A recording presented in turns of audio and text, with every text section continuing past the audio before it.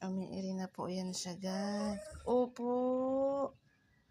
Ano na, umiiri na yan siya, guys. Hindi lang namin makuha ng full video. Umiiri na. Opo. Ayan, guys, kita nyo po yan, guys, nilalabasan na po yan siya, Parang sa ano lang din, kagaya din sa tao, guys. Opo. Guys, manganganak na yan siya. Kita na yan, guys, meron na lumalabas, guys, ayan na, ayan na. Ayan, nililinis niya na mismo. Dito yan, guys, sa aking kandungan.